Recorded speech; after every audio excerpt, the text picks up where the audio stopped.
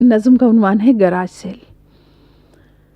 तीर के एक निशान के हवाले से चलते हुए एक नए मोड़ पर खूबसूरत मकां की खुली राहदारी तक आते हुए मैं ठिठक सी गई। राहदारी के दोनों तरफ लान में इस करीने से घर का असासा सजाया गया था कि नीलाम होने का एहसास जाता रहा, और मेरे लिए यूं भी ये तजर्बा था नया। मेज़ कुर्सी बनाने के औजार से लेके बावर्ची खाने की सारी गृहस्थी, हंसी पेंटिंग्स, नन्हे बच्चे का झूला, जुराबें, फराकें, नई जूतियों में जड़े झुनझुने और रिबन, ऐसे ही हुस्न तरतीब से हैंगर में टंगे खुशबुओं में बसे मुख्तलिफ तर्ज के खुशनुमा पैरहन। उनमें अक्सर तो ऐसे भी थे जैसे लगता था इनको अभी तक किसी ने छुआ ही ना हो। हाँ, किताबें जिन्हें पढ़ने वालों ने जी भर के पढ़ तो लिया था, मगर अब वो उनके लिए अजनबी हो गईं। मैंने बेताब होकर किताबों के सारे वरक़ खोज डाले, मगर मोर के पंख या फूल की पंखड़ी जैसी शय का किसी भी वरक़ में निशा तक न था। सो मैं अपनी हिमाकत पे खुद हंस पड़ी। एक तरफ चीनी अंदाज के फूलदानों में सूखे हुए फूल ताज़ा हवा से मुसलसल लड़े जा रहे थे, और हंसमुख सी बातूनी औरत हर एक चीज़ को यूं ही तरतीब देने में मसरूफ़ थी।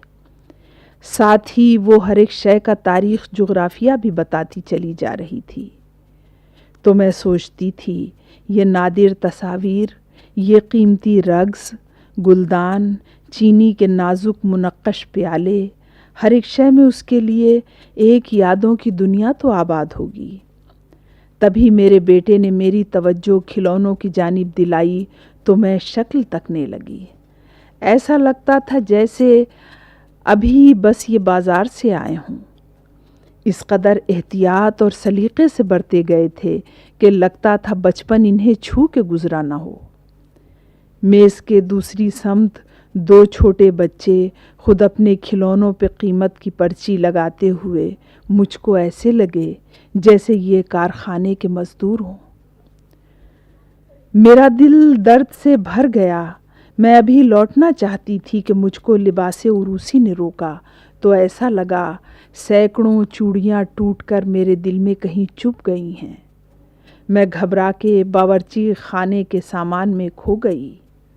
हाँ, मगर जहन मेरा भटकता रहा। नानी अम्मा के संदूकचे में धरा पोत का वो गुलाबी गरारा कि जिसके फ़कत पारचे रह गए थे, मगर जिसकी खुशबू, चमक और रंगत मेरे हाफ़ज़े में कहीं रच गई थी हिना की तरह। वो जो संदूक से अब फ़कत एक संदूकचा रह गया था, मगर कुछ तो था जो कि तहरीर था नस्ल दर नस्ल दिल